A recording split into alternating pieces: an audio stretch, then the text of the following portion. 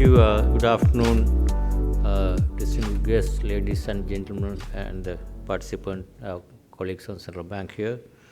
I'm obviously delighted to welcome you, all of you, today public seminar on this important topic on unleashing the digital economy in Sri Lanka. This event comes at a crucial time as not only Sri Lanka, the world undergoes a transformative shift the digital economy in driving change like never before. We're also trying to catch up with this transformation. As a country, Sri Lanka stands at the threshold of a significant opportunity to harness the power of digital transformation.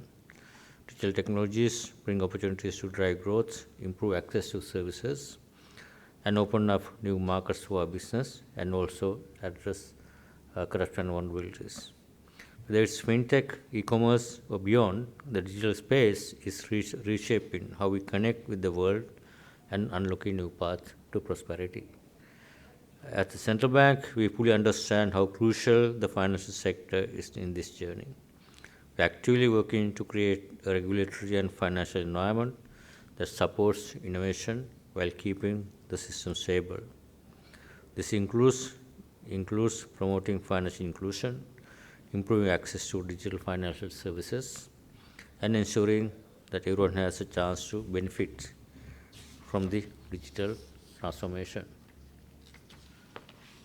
However, achieving these goals requires collective efforts, collaboration between the public sector, private innovators like Dr. Virwana here, academia, and policymakers is essential to building an ecosystem that nurtures innovation and ensures equitable access to the benefits of digital transformation. The path ahead may present challenges, but the rewards are significant and far-reaching. I am confident today's seminar will inspire new ideas, valuable insights, and foster important discussions on advancing Sri Lanka's digital transformation. Now, it's my pleasure to introduce our keynote speaker today, Dr. 𝗪𝗠𝗍. I already had fortunate to listen to him at several forums. Dr. Virwana has an impressive background, so I'll keep my introduction brief, and a lot of people, there's no need such an introduction, and allow him to share his insights directly with you. He is the founder of well-known 𝗪𝗪 he serves as the CEO and Chief Product Officer. Additionally, he is a key figure behind several important organizations, including the Sri Lanka Software Foundation, the Lanka Data Foundation, and 𝗬𝗓 Foundation. Dr. Virwana is a fellow of the National Academy of Sciences of Sri Lanka and has served on the boards of Sampath Bank, various research institutions, and university councils. He has also held the position of volunteer officer in the Sri Lanka Army. Thank you once again for being here. I look forward to a productive and insightful seminar ahead. I would now kindly invite Dr. Virwana to share his thoughts with all of you. Thank you. So I'm going to try to walk you through what I see as the challenges and the opportunities in terms of bringing digital economy into a much more high-speed growth and high opportunity environment than it is right now. And I have to, before I start, I'm going to say I tend to speak very directly, so I apologize if I upset somebody or upset some people, but most probably I will do that. So what is the digital economy, first of all? So this is just a term basically referring to using various digital infrastructure, whether it's AI, internet, and so on, to make the economic activity go through those platforms and facilitating and enabling those. So you can, obviously you can read all this in various places, but let me make it practical. So my parents had a bank account in Bank of Ceylon Main Street branch. This was and I remember going there with my mother when she wanted to do banking. We'd go there in a bus. My mother was a teacher, my father was an army officer. So you go there in a bus, you got to get there between, I can't remember that it's just 10 to 2, right? But I think 2 o'clock was the deadline. It was before, started maybe at 9, I don't know. And you have to go there to do any transactions. Everything that you couldn't do with a check, you have to go there. And it was, you have to meet them at the right time. If you are late by 1 minute, well, tough luck. You can't do banking today. Come back tomorrow. And of course, what we have today is the opposite. Bank of Ceylon has an app now, and you can do banking anytime, anywhere, wherever you want. Right? And that's tremendously fantastic, because now you're not restricted to saying I have to be there within a certain time, which meant they had to take a day off or half a day off and had to physically go there, incurring additional costs and a lot of effort to actually get something done. And now you can do almost all transactions online, not everything, but almost all. Now, what has made this possible? Of course, it's a combination of technology, connectivity, and regulation. Right now, the regulation is important because without that, you can't allow people to do these things. So the regulator, central bank in particular, as for banking in this case, had played a crucial role in that. Connectivity is important because without that, I can't access it. It should be possible for most people at least to access banking online. Ideally, it should be possible for everybody, but it's not the case yet. And technology, some things that were very, very hard 5, 10, 15, 20 years ago are becoming very, very easy today. And that statement will keep on going forward. It's never going to stop. Technology is one of these things that doesn't end, has no goal, just keeps evolving. And technology has evolved to a point where banking is essentially absolutely possible anytime, anywhere. But of course, when you say digital economy, it's not just banking. It is really every interaction between one entity and another entity that you need to support in a digital fashion.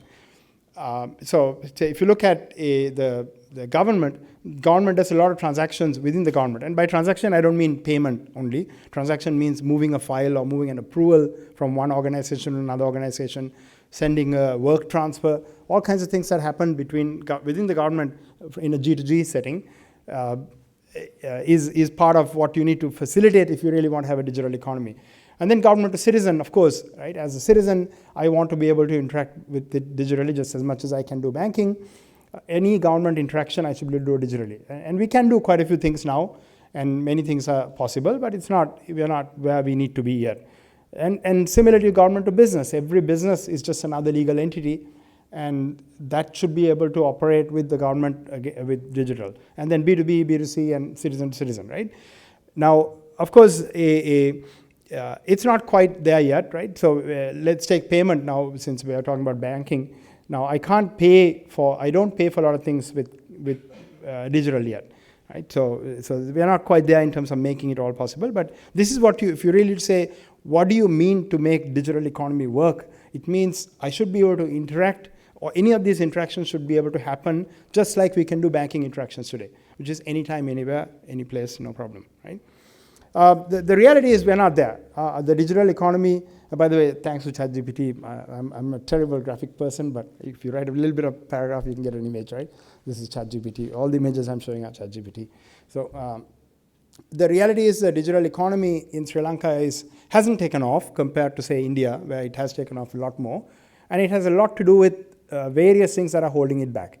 And so my goal is to not just identify what is holding it back, but I want to talk about what do you need to do to make it go. Right? There's no point in looking and saying, well, this doesn't work, but rather let's talk about what are the things we can do to make it go. And there are some low-hanging fruit, some of them are not low-hanging fruit, right? So some of them are very difficult, some of them are simple policy changes, and various things in between. So I have organized my conversation into 5 topics. So let me talk through each one. And I'm starting with digital ID because this is a hot topic that's been in Sri Lanka, a hot topic for 20 years, believe it or not. Sri Lanka has had a project called eID, I think it was called, from 2003. Right? We've been taking loans to fund this digital ID project since 2003 for 20 years. And we got nothing to show for it so far. So let me start with that. So what is digital ID, first of all? Digital ID is basically about how do I identify myself in the digital world. So first of all, the answer to that is very simple. It's just a number. It's a string. You are not a person. By you, I mean a legal entity. Okay? So any legal entity in the digital world is just a number. Just a number or a sequence of characters, a string. The string is more general, so let's refer to it as a string. That's straightforward. That problem is solved because you just need a string to identify everybody, and there are multiple ways of creating that. The harder part is, how do I prove that I am that string? That is, the computer knows about me as some string. Now, I go in front of the computer through a web app or a mobile app or whatever thing. Now, it has to confirm that I am me, basically, that I am that number. So that's when this whole thing of authentication comes in. And the way you do it is there are basically three fundamental attributes or characteristics of authentication: something you know, something you have, something you are. Something you know means I can ask, in the case of when I go to an ATM and get money, it's two-factor authentication, because I take a card, something I have, and I type in the PIN, something I know, right? That's a two-factor authentication. And obviously banking has worked perfectly fine on that form. The next one is you check me out physically, the biometric identification, basically something you are. Your fingerprints, your eye, your hair color, that won't work real for me, your whatever, things that are like something that's characteristic about you. And things that you cannot change. So hair color you can change, right? So it's not a good identifying characteristics, because you can say that's a blonde, that's a redhead, that's a black hair person, whatever. But tomorrow they can be somebody else, right? So those are not identification attributes that you can use. You need things which are more fundamental, and they need to be fairly unique. So for example, a blood group identifies me, and maybe the three of us in front here have three different blood groups. But so does 1/3 of the population, sorry, 1/4 or so of the population of the entire world. So it's not useful identification. Useful identification are things that are unique about me that you can pinpoint and verify. And then you can combine all these things into various things. So multi-factor, multi-step, biometric, adaptive, all these are just big fancy words that just says take these three things, combine them in whatever form. And depending on the transaction you're trying to do, the level of authentication you need to have becomes relevant. So for example, if I'm just buying, doing something simple, I don't need to know and check my fingerprints. If I'm trying to get into the country, it's a good thing to check your fingerprints, right? So there are different levels of authentication. If you're just trying to open the door, you swipe your badge and you open the door. But if you're trying to open the door into the vault, swipe your badge is not enough, because I can take somebody else's badge. Then you need to swipe the badge and verify that I am me, actually, right? Because the badge is something I have. I can walk away with somebody else's badge, but I can't walk away as easily with somebody else's finger, right? Of course, in movies, you've seen situations where they cut the finger and go, they take there are all kinds of things. So that's an important point, which is that authentication is not absolute. You can never know whether that person sitting there is actually the person who's Dr. 𝗫𝗓𝗏 𝗟 or somebody who looks and acts and speaks like him.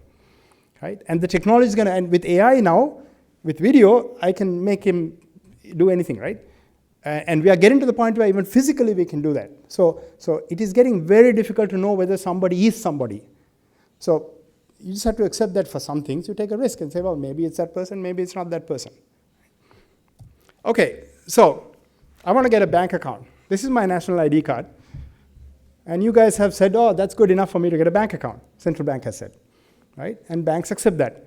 Now you can see the picture in there and my picture on the right. And okay, you could say that's close, you could say that's not close, but actually this guy could get away with it even better. Right?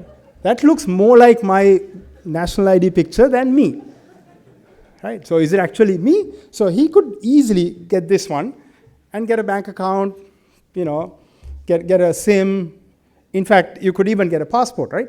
Because if you have once you have a national ID, you need a birth certificate. Well, birth certificates are online now. If you know my birth certificate, my birth date, I can go to the website to the Registrar General's Department, RGD, and get a printout and pay 100 rupees and pick it up, right? Or I think pay a little bit more, they'll send it to you, right? I can get anybody's birth certificate. So none of these things are absolute forms of identification, right? And of course now we've done, sorry, I should have gone here. So it's not clear whose ID it is, right? It could be anybody's ID, and there are probably 50 people in here who could get away with my ID as the ID, and yet it's accepted, right?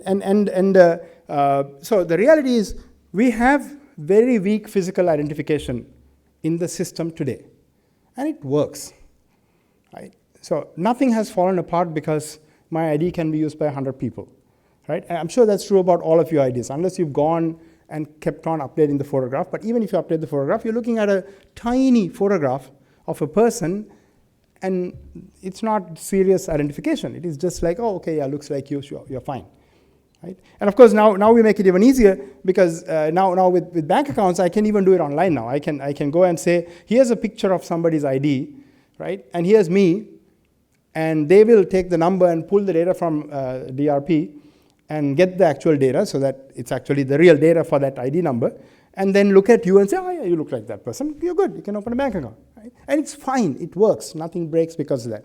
So my point is, you shouldn't over-engineer solutions because you go to digital that are trying to solve the problem at a much harder level than physical. This is a technique that vendors, consultants, and so forth use to make it so that they can make a lot of money, but not actually solve the problem. Because the problem that you need to solve is, yes, you need to identify, but we recognize that real-world identity is not seriously strong identity. So trying to say when you go to the digital world, everything has to be absolutely serious and secure. There cannot be any kind of identity spoofing. There cannot be identity hacking. There cannot be fraud. This is not realistic. That's a way of saying let's not do it, basically. So what is a digital ID you really need in order to get something going? So you need a string. Actually, in Sri Lanka, we have already identified. We have Sri Lanka identification number, national ID number. Right? When everybody talks about Aadhaar in India as Aadhaar transformed the Indian digital infrastructure, right? It was the foundation of transforming the Indian digital infrastructure. But you have to understand, when Aadhaar was done, India had 40% birth certificates, just 40%. Right? Sri Lanka birth certificate is 99.7% birth certificates. 96% in Sri Lanka have national ID cards. So we don't have that problem. We know who the people of Sri Lanka are. So we have a number, we can improve it. There are all kinds of frauds. I showed you my national ID. There are probably thousands of people who can get away with that, so that should be better. There are all kinds of improvements we have to do and we can do, which is a good thing to do, right? But it's important to understand most digital actions don't need strong ID. All you need is some way to say this is that person. And sometimes you could be impersonating somebody else, but it doesn't matter. So that's an important thing, right? But one thing, in order to make it actually usable for people, you do need a single digital identity. Now, many of you have a Google account, Facebook account, Twitter account, something like that, right? And in fact, Sri Lanka government, if you want to do a license renewal for your car, requires you to have a what? Google account, because you can only log in with Google. You go to the vehicle registration site right now, you can only log in with Google. So we require you to have a Google account. So who identifies you? Google does. Google verifies a phone number, email address, whatever, not Sri Lanka government. We're like, well, whatever. Google says you're X, you're X. But that's absolutely fine. Why? Because you're registering and picking a vehicle number, and then that thing is going and picking up whether it's got the smoke test and the insurance and so forth, and you're paying money. I don't care if somebody else wants to pay money for my car, right? It's okay. So I don't need to know who it is. So in fact, that whole login is not necessary, because it has no meaning of, that authentication has no credibility, first of all. It has no connection to the owner of the vehicle, and has no connection to the payment technique either, because payment is validated independently. So it's just completely bogus to have that login at all. You don't need it. Right? If you want to give me money, do I need to ask, let me check your ID before you give me 10,000 rupees? No, thank you very much, I'll take it. Right? That's what we should be doing. So, and online biometric verification is very rarely needed. There are scenarios where you want to verify online that you're absolutely this person. Then you need some kind of fingerprint, you need this Face ID stuff that you have on certain phones now, various techniques that you have to have that increases that lifts the bar for ability for people to have those technologies. But it's not needed for many, many things. When you do need it, you need to raise the bar, right? So that is something important. And also there's this phygital approach for solving problems, like the scenario where if you want to open a bank account without going to the bank now, I can fill in the form. Some banks support it, so it's regulated, right? It's approved. I can fill in the form, and then I do a video call with my national ID, and they pull the data from the DRP platform. So they know it's the actual data that's coming for that national ID number. They look at me and say, yeah, that looks like that person. I can open a bank account. Right? That's a phygital solution, physical-digital combination. So there are other ways of solving that problem as well. Right? And the technology for biometrically identifying somebody, whether the person is live, for example, if you have a pension in the government of Sri Lanka, every year you're required to go to the divisional secretariat and prove that you're still alive. Right? Which is a legitimate thing, because there was a time when people were doing this, keeping the thumb, literally that was happening in that case, keeping the thumb and putting the thumbprint every year to get the pension. So there's a liveness check. Now there's technology to check whether there's a liveness, the person is live. There's technology to see whether you took a picture, whether the picture was taken within a certain number of seconds, whether the picture is actually a picture, not somebody holding a photograph in front of the camera. All this technology exists today. So I don't need to go in to prove that I'm alive. Right? So the important point is, digital ID is great, is wonderful. First of all, it shouldn't take 20 years. But we don't need very high-end digital biometrically enabled ID in order to unleash the digital economy. That's my point that I want to make sure people understand. So second part is, of course, payment. Right? Payment is the most fundamental component of an economy, is moving money around in some form, paying for something. And we have a digital payment platform. And so what's the limitations in there? What are the things we need to do to make it easier, better, faster, cheaper? So first thing is, where are we on payments? This is from the central bank payments bulletin from Q2.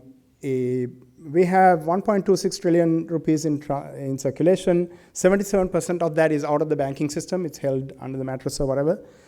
77% of that 1.26 trillion is 5,000 rupee notes. And we only have 1.9 million credit cards being used, and I think even the unique credit card number is even lower because many of us will have multiple credit cards. There are 19 million debit cards in use, so that's good. But if you look at the transaction value of that, it's quite small, the total amount.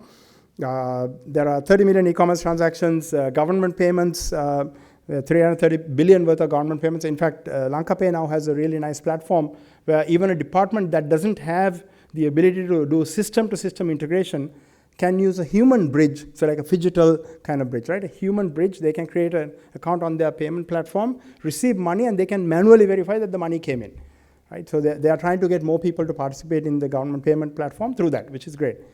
𝗫𝗄𝗃 and Lanka QR transactions are very, very low yet in terms of amount and so forth. 𝗫𝗄𝗃 is the technology that allows an app to make a payment, and Lanka QR is, of course, the QR standard and the payments through that, right? So the bottom line is we still run on cash effectively. So if you look at the total, if you add up all the cash transactions that are from this payment bulletin, it comes to about 840 billion rupees. So let's multiply that by 4 just for sake of argument. Let's say it's 3.2 trillion for the whole economy for the year in cash, non-cash transactions. We have a $80 billion economy. It's about 23 trillion, and the number of transactions that are happening within the economy,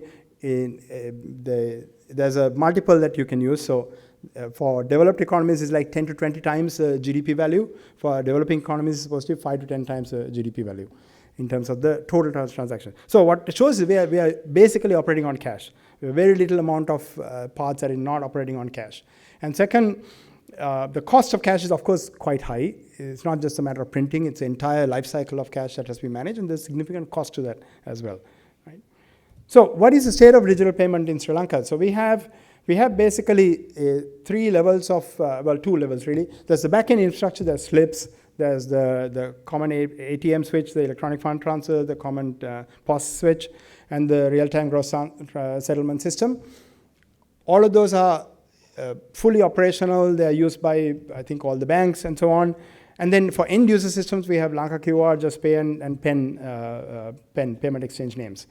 And they also have been working on interoperability with international standards. So that is more for tourists who, when they come to Sri Lanka, they can use their regular payment app to pay. And I think we have UPI and Union Pay done, and the others are coming.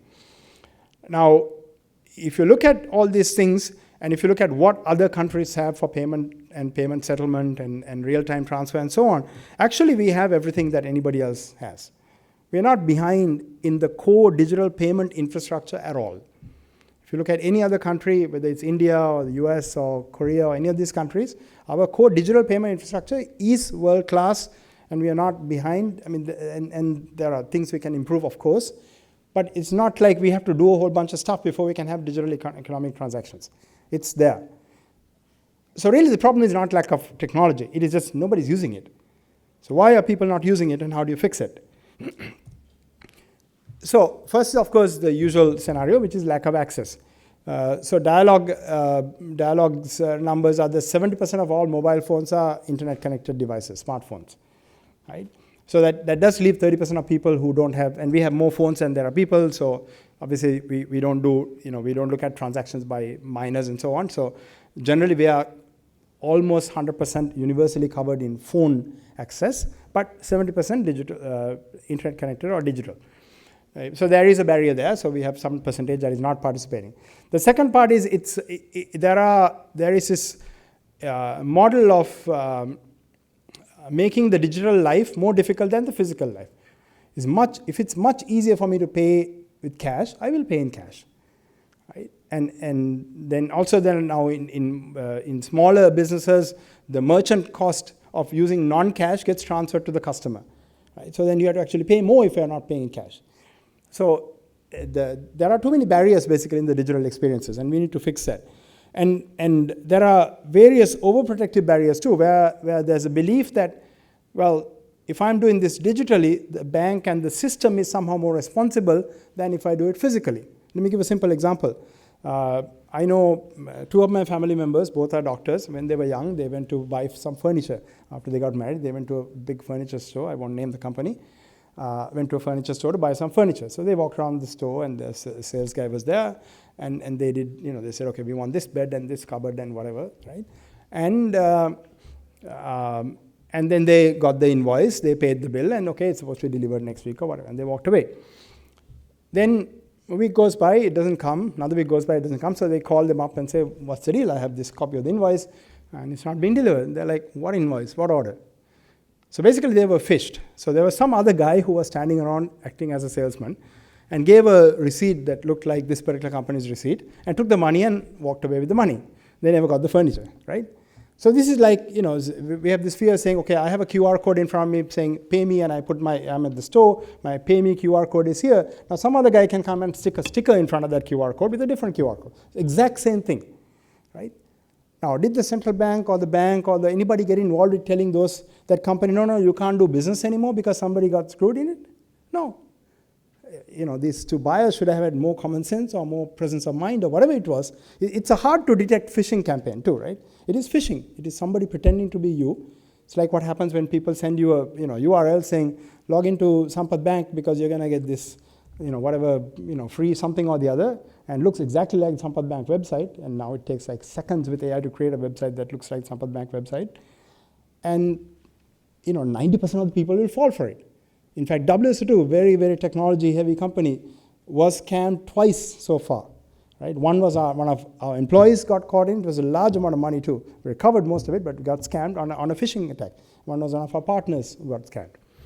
Right? So the reality is you can't prevent all these things, and over worrying about it, saying because it's digital, we are fully trying to make it foolproof, will simply guarantee it will never get done. And you're never going to beat the guy who really wants to beat it anyway. They'll figure out some way to figure out how to do fraud. Fraud is a fact of life. And corruption is a fact of life. You have to accept that you can't solve all of it. You have to go after some parts of it, and you want the system to prevent as much as possible, but you don't want the system to prevent progress because you're worrying about fraud. And that's what happens much. That's why it's not easy. The third one is also, third one's impossible to solve, which is some people want to do transactions without the system knowing about it. Right? No pay taxes, no pay whatever. I want to do it in cash. I can give an example of that. Many years ago, I think this is 2011, I was trying to buy this truck. It was like this pickup truck thing. It was like 4 million rupees brand new truck. And now, of course, 4 million rupees, you'll be lucky if you get a tuk. But at that time, it was a brand new truck for 4 million rupees. And when I went to pay, this was in one of these vehicle import places. I won't name the company. When I went to pay this, the guy asked me, are you bringing cash? It's like, what the hell does that mean? You mean 4 million rupees in cash? Who brings 4 million rupees in cash? But that is a normal form, right? And people buy apartments, people buy all kinds of things in cash. So they don't want to know, so they don't want to be part of the system. So that is an unavoidable part. You got to find a way to fix it, but the people who don't want to do digital will simply not do digital one way or the other. So how do you make it easy? Because that is the real thing that you have to do. The first thing is that the user experience that the systems provide, banking apps, can be better. Right? Banking apps are not bad relative to most other countries' banking apps. Our banking apps are not bad at all, actually, and some of them are really good. But there are unnecessary barriers put in because you're overreacting to some kind of fraud that has happened. And you're solving the problem in the wrong place. And by doing that, you're making it hard for the good person to use the app, just as much as you're making it hard for the bad person to use the app. Right? So the thing is, for the more you do that, the fewer good people will use the app, and then it makes it difficult. So user experience is what defines whether people fall in love with something and use it all the time or not. Things like Facebook became Facebook because they had an incredible experience that encourage people to use more and more and get addicted to it. Right now, I was driving over, I heard on the radio that Australia yesterday passed a law saying anybody below 16 years cannot use social media, which I think is a fantastic law, and we should do the same thing. And that kind of the user experience makes things addictive. Why they pass the law is people are growing up addicted to social media and giving up on real life, basically. Right? That is why they pass the law. Of course, all the big companies are fighting, saying you did the wrong thing, as expected, because they lose business, right? But that's an important part. The other one is this whole, play it safe regulations. That's like that scenario that I was explaining. You can't play it 100% safe. Digital cannot be 100% safe. You have to accept that there will be some fraud, there will be some loss, there will be some manipulation, and it's part of doing business. Every business you do, whether you are in government or private sector or citizen, you have some amount of price you have to pay to be in that game. And there is no way to work around it to zero. Right? The other part is really this issue of fees. Interbank fees, I think they have been reduced recently. The maximum amount banks can charge has been reduced. I think LankaPay's charge is 8 rupees for interbank CEF transfer. Banks are allowed to charge up to 25, I think.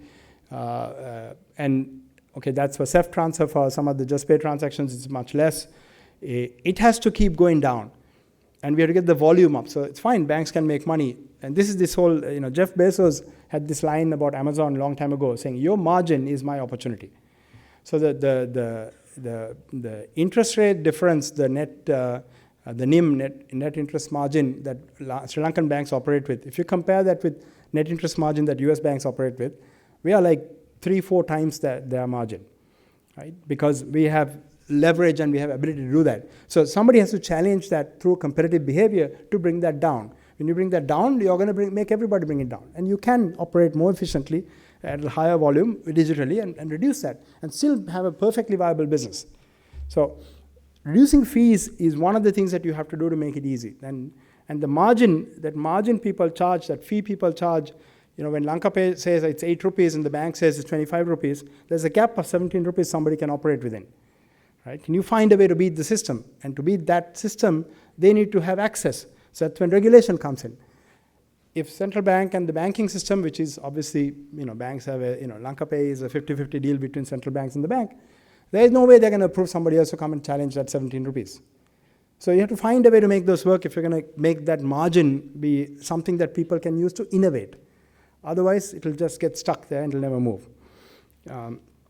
The end-user consent-driven architecture, our current architecture for doing peer-to-peer, for doing fintech app banking is not based on end-user consent directly with the bank.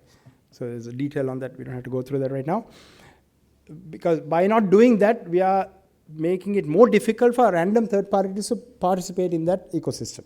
So we have to do that. If you don't do that, you're reducing the ability, you're making it harder for somebody to participate in that ecosystem, become a payment provider, and so on. So the open banking rules that are being set up all over the world now are really addressing that problem, saying make it more accessible for anybody. And it's a consumer's problem. If I give access to a third-party application to access my data on the bank's account, then that should be working. I don't need somebody else to tell me, no, you can't use that third-party application. I don't need parental guidance on which apps I can use. Right? That is the model that we have now. We need to get beyond that if you're going to make this really go.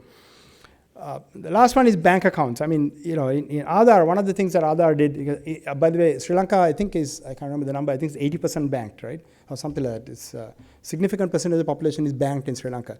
India banked percentage was very, very tiny. And one of the things they did was basically if you had an Aadhaar number and you go to a bank, I think they automatically created bank accounts of several of the state banks for everybody, right? Because you have Aadhaar number, right? So I just give this chunk of Aadhaar numbers to bank one and say, you have the KYC information from that, you know who this person is, just create a bank account. Creating a bank account is zero cost for a bank. It's just an entry in the database. There is no actual cost except in this whole KYC process. Now, I know Central Bank had an initiative in Sri Lanka some time ago to create a shared KYC architecture, and I think it was, I don't think it was finished or done, fully deployed, but that should be like, that should be prevalent everywhere because it's just waste of money to do KYC over and over again. And if you have proven yourself and shared the right information to satisfy one bank, you automatically satisfy everybody. Right? So we could kind of invert that model and say, just bank accounts are a dime a dozen. Anybody can have an account in every bank. It's okay. It costs nothing. If you don't do transactions through that, there's no extra cost and it'll work fine. And again, I'm sorry, I'm not a bank person. I was on the 𝗲𝗏 Bank board, but I don't know anything about banking, so I apologize if I'm saying nonsensical things. But there are two policy decisions that can change the game. This is what India did. Right? And without this, we can't get digital payments to go. Number one is, remember, 77% of all the cash hoarded under the table is in 5,000 rupee notes. You just have to say, that's it, that's gone. India did this with the 1,000 rupee note, which is roughly 5,000 rupees, 4,000 something in Sri Lanka. Right? It was painful for them because they did it in a much less digitally connected infrastructure and so forth. It will be much easier in Sri Lanka to do it. We have to do it. If you want this to go, we have to say, that's it, 5,000 rupees gone. And if you want to keep �1,000,000 rupees under your bed, you need to keep 1,000 notes now, right? Instead of whatever, 200 notes. And if we do that, that will automatically force, first of all the people who have hoarded this 77% of 1.2 I can't remember, 960 billion or whatever, that are in people's outside of the banking system in cash, in currency, that will have to come back into the system to get converted, right? So that forces the entire part to come back into the economy. That is just sitting completely under the table, nobody can see it. So that's very, very important. Second part, of course, is you must say, sorry, you can't do this transaction in cash. You shouldn't be able to buy a car and pay 4 million rupees in cash. So there has to be a limit. 25,000 may be harsh to start with. Start with 200,000 to start with. Then you make it down and saying, look, beyond this amount, you have to pay in non-cash.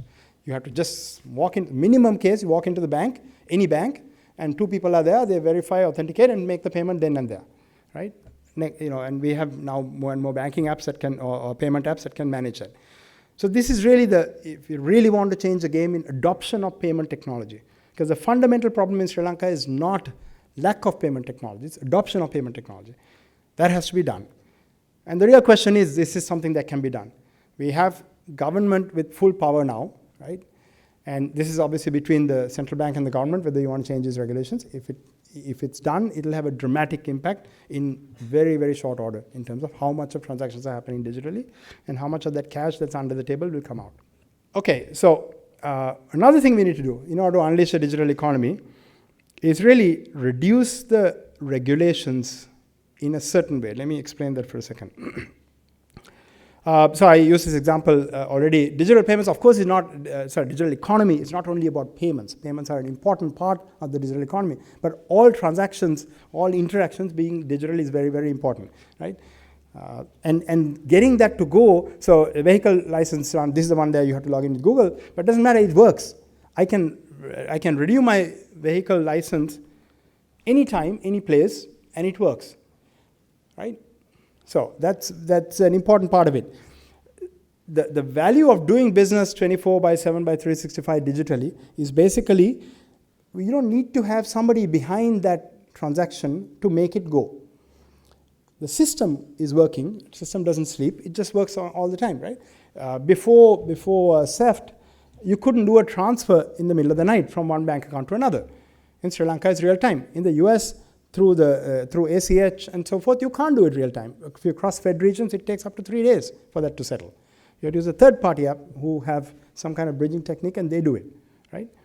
Here we can do it. So and that makes the whole thing work anytime, basically. So what can you do anytime, any place? So number one rule is, if it doesn't require human judgment to make the decision whether I can do this, then it can be a program. Right? If it's a problem that requires some human being to bring their experience and insight and understanding and empathy and all these things and make a judgment call, looking at the situation saying, is this the right thing to do or not the right thing to do? That's much harder to program. It's getting easier because of all this AI and sentiment. There's a lot of technology that will come to make it easier, but right now you need that human in the loop to make that work. So if you want to enable that, you have to identify basically make rules so that they don't require human intervention. So a good example is the visa application system, right? For 99% of the people who apply to Sri Lanka for visa, the approval is instant. Because you're not in a bad list, you're not in a watch list. Most of us are not in somebody's list, right? So you apply, it checks the list, checks various, the system has access to whatever the latest Interpol data, various no-fly lists, Sri Lanka government lists, whatever the list, it just checks through that and says yes or no instantly. Yes instantly, it doesn't say no instantly. If it's a no, it goes to human intervention. Then it can take days, right? Which is completely fine, because for most people, it is instant. Of course, the visa system, we broke it, and we kind of recovered it now, hopefully. It's going to work now again. So how do you make that work across the economy, across the G2G, G2C, G2B, B2C, all this stuff, B2B? How do you make it so that you have this ability for things to work across the economy? This is this whole concept of digital public infrastructure. So you do need some technology infrastructure in place to let these systems talk to each other as systems, not through human beings. So today, if I want to apply for a housing permit, to build a house, if I want to get the permit from the local authority, I have to get an approval from the water board, from UDA. I have to go do it, get the document, get it with the rubber stamp, get it sealed, and hand it over to the next step, right? Whereas if that information was transferred directly, then there is no that extra time and effort to go send the stuff here, get it back, and so forth is not there. Second, anything that can be done concurrently will also be done if it's transferred to everybody at the same time, because some reviews can be done concurrently. In our current process, you do it one by one. When you do it one by one, it just takes longer. So you need a few things to make that work. You need a set of data standards that you define as this is the way we identify, structure various bits of information. And these are all things that have been done, and these are not like rocket science at all. This can be done without much difficulty. You need a way to exchange data in a consented way, in a privacy-aware way. So I should be able to say, I'm applying for this. Now I want you to pull my tax information from the IRD without my having to do anything. And it just comes, and I give the consent for it. Maybe IRD system sends me a SMS saying, do you consent to sending your tax information to this organization? I reply with yes. It gets a consent. It ships it off, right? So like that, you can easily build these things. Digital ID for all entities. A lot of the focus on digital ID conversation is on identifying citizens digitally. Well, citizens are nice and lovely, but we also have, first of all, non-citizens, right? We have a lot of tourists who come. We have people who use public services in the country and so on. We need to identify them. Plus, we have all legal entities. Any business is a legal entity. They have to be digitally identified. So that we need to build that infrastructure as well. Otherwise, we can have a digital ID system only for people, and that won't be good enough. The data transparency and the accountability architecture must be built along with this, not to be done later. When we put this together, we should be publishing all the relevant data publicly, so third parties can monitor and compute and analyze that and so on. And payment, of course, and we have payment. That's not the problem that we need to worry about. But most importantly, you have to get the regulations that can be digitized. If the regulations is written in such a way saying there is a human being that must look at this, as many regulations are written saying this person with this role has to review this. This is why you need business process re-engineering when you digitize something properly. You have to think about it and say, okay, is this really needed for a person, or is this a set of rules we just need to write down saying these are the conditions. If these conditions are satisfied, you are okay. Right? Just like the visa system. There are some conditions. If they're not satisfied, you go into the let's get a person to check you out part. Right? And the advantage of this, so there was a question, 𝗲𝗫 had commented on Twitter recently saying Sri Lanka has one of the most amount of public holidays. And he had tagged the president and said, I think we should fix this. Then 𝗃𝗏, I don't know, some of you may know him. He's a data scientist. His wife actually works in central bank, Kanchana. 𝗃𝗏 does all kinds of data analysis. He went through all the countries' data and published like where we stand. And it turns out we are number 10 in the most amount of total holidays. You may not be able to read this,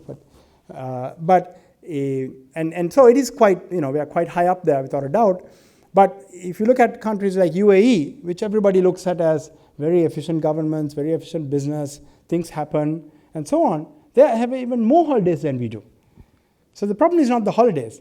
The problem is the lack of systems that can operate 24/7 without people having to work for some stuff, right?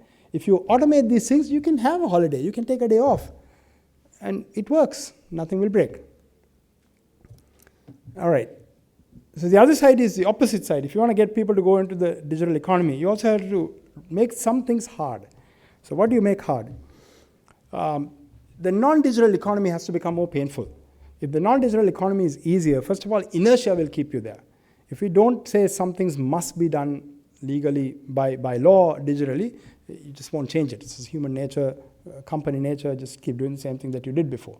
You have to break the trend somehow. So you have to be more painful. So you have to find a way to charge a tax or charge some kind of an additional mechanism. So, and you start somewhere. So you could, for example, say all public listed company transactions the government must be digital. Right? If you're a PLC, you have certain there's a regulator that enforces you to have certain systems in place. You cannot be a PLC by writing your accounts on a book and having your cousin do the audit, right? There are rules. So they have systems in place. So they can absolutely go to 100% digital everything. So you start somewhere and you start mandating saying, you have to do this, otherwise your tax percentage goes up by 2%. They'll immediately do it, right? No problem. So you have to incentivize people to do it. So also the other part is government. The government organizations also must be incentivized. This is a brilliant thing that Dubai did in the early days of digital transformation. The Dubai Emir, not the king by the way, used to give an award every year to the department that transformed itself most digitally and transformed itself least digitally, right? Now you can imagine the Emir's face when they give the award, right? So the one on the right is, 𝗪𝗏's attempt at making our president look angry. Not a very good attempt, but anyway. So when you give the award to the one who's done the best, is one view of the world. But if you don't recognize the one who did the least, you're not encouraging that person not to be on the bottom. Right? So what happens, we have about 800 different government departments right now. So digitizing everything is not something whether it's ICT or whether it's Hans or, no one person can digitize. It's just too big. Right? It's just too many moving parts, too many different institutions, too many different control authorities, too many different budget line items, too many everything. So you have to get them to take ownership and digitize themselves. So how do you do it? So one of this important one is this, just give an award for the one that did nothing. And if the same one every year is doing nothing, do something about it. So of course you have to remember there are people who are non-digital and businesses. So what about them? You can't just say, well, ignore all the guys who don't have a smartphone, right? 30% of the population doesn't have a smartphone. And of the people who do have a smartphone, there are many people who don't know how to do digital transactions or can't afford to do it. So that's fine. We will never get to 100%. I put that last line, even in the US right now, agricultural areas and these indigenous areas in the US, there's a significant percentage of the population that doesn't have broadband access. Right? They may have a smartphone, they don't have broadband access. Even smartphone penetration in the US, I didn't look up the number, but it's not 100%. So there are ways of solving the problem. You can have some digital solutions, like for example, 𝗀𝗎C did this. 𝗀𝗎C we are a country of free education where people come from very, very poor backgrounds going to university. But I think about 5, 6, 10 years ago, they said you have to apply online. I mean, you could call that and say that's discriminatory. The people who don't have a digital access cannot apply. No, their answer was go to a communication and pay 100 rupees or whatever and apply online. And they did it. And that is how all university applications are done right now. And there was a move to actually do that for grade 1 applications as well, because as you know, grade 1 application is one of these major corruption points. And by going to an online architecture for applications, you can centralize it. So you can see all the data, who's applying where, right? Same thing for grade 5 scholarships. So this is a good thing. So there are ways of bridging the problem so that you don't leave behind the people who are already behind. That is not acceptable. We need inclusive growth, especially in digital world. We need inclusive digital growth. But that is not an excuse for the people who can do stuff to not do it. So you have to find a way to make that work. And it can be done. You just have to push them in the right incentives and the right challenges. Okay, I said we need to have less regulations. Now we also need to have more regulations. Why? Well, a human being can do some wrong things and break things, but a computer can break the whole country quite easily. So you know about Barings Private Bank in Singapore, that one trader did a bunch of trades and overnight the bank collapsed. It's a 150-year-old bank or something. Maybe they get the name wrong. About 15 years ago, right? So when you have access to a system, you can do a lot more. A land registry in Sri Lanka, has all kinds of corruption. People put whatever these, I can't remember the paper leaves into that document and so on. But if you have a system, if that entire land registry was a database, It's a lot easier to hack a database than to go into that building and bribe the right people or whatever to get some additional things modified in that. So when you have a computer, you don't need different regulations. You need regulations to manage, to support managing that, but different regulations. It shouldn't be about preventing things or trying to do the same physical security architecture, protection architecture in the digital world. It won't work. And if you do that, what happens is you create this environment where we are not progressing because we are all like, oh, my digital stuff is really, really secure. So I have this argument with our lawyers in 𝗲𝗏. The best way to protect, we have 6 lawyers because we have bunch, contracts, various other things. The best way to protect the company is for the lawyers to just say, no, you can't do that. No, you can't do that. Like, well, yeah, if you do that, we won't do anything, then nobody's going to pay your salary, right? On the other extreme is, sure, you can do that. Or unlimited liability for this contract, no problem, sign. Whatever the thing it is. So you have to find the balance. And if you don't allow certain things, the lawyers take control of the entire system, you can't do anything. And that won't work. So you have to create an architecture that works. So, and it can be done by having right kind of regulations and right kind of verification through automation. So computer systems are really, really good at complex event processing, complex event stream processing, where you can look for patterns in very large data sets that human beings cannot. I think the central bank is a user of some of these things in the financial transactions, the FIU, and various other places. Stock market uses some of these things because that is how you look for deeper patterns that you don't see at the superficial level. And you look at millions of records over weeks and months and years to see, oh, there's something going on here. Software is there, it can be done. So we need to use those to enable more freedom to act and then look for it. And this balance of protection and empowerment is really, really important. Yes, we cannot have free for all, do whatever you want.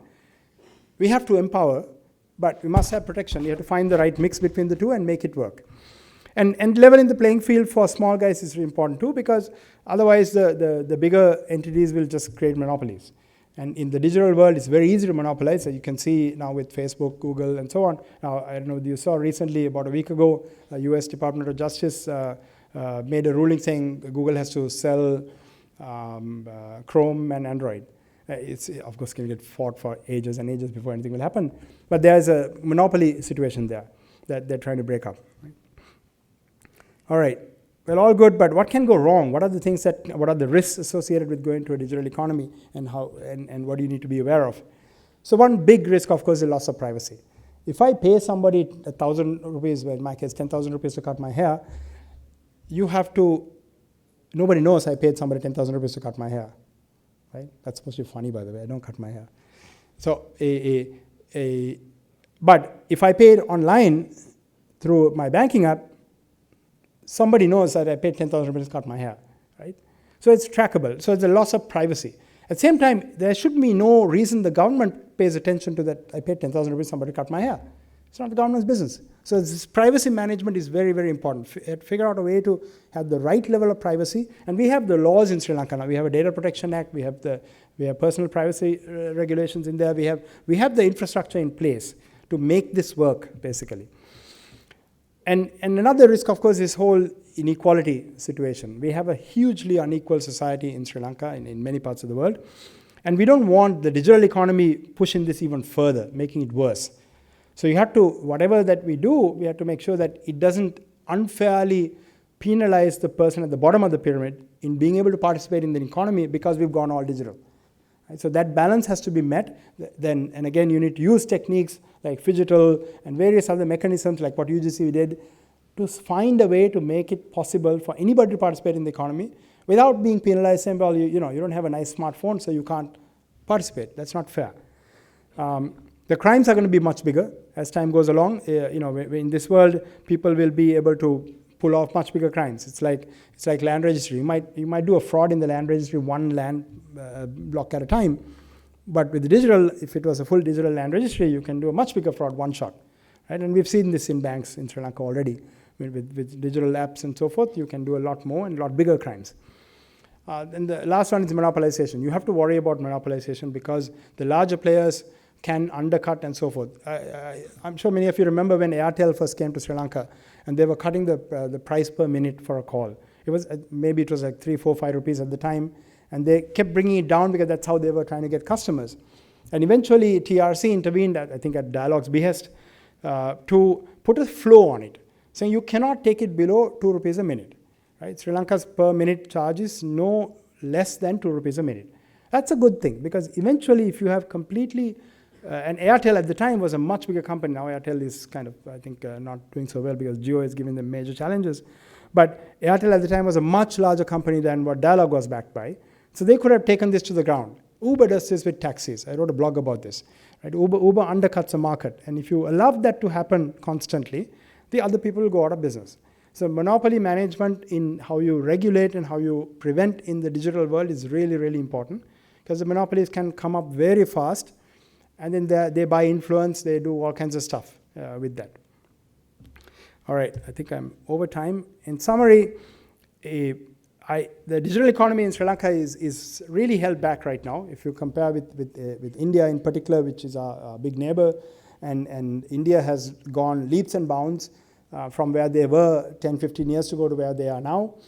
But our challenge is really not on the core technology behind it. We have a lot of the core technology. We do need to improve it. By the way, in India right now, you cannot transfer data from one department in the government to another department in the government directly. They have something called DigiLocker, which allows me to download the document to myself and upload it to the other one, which is good, which is much better than what in our case yet. But they still don't have full digital connectivity either. So there are many things that have to happen, and we can build that infrastructure, but we have to do it incrementally. Any kind of project that says it's going to take us 5 years and cost us $100 million to build this thing should be rejected. Because if you do that, first of all, it won't get completed. And there's study after study that says large-scale government systems that have these multi-year plans do not get done. They go over budget, they go over time, they are, decision makers change, priorities change, and it just doesn't complete.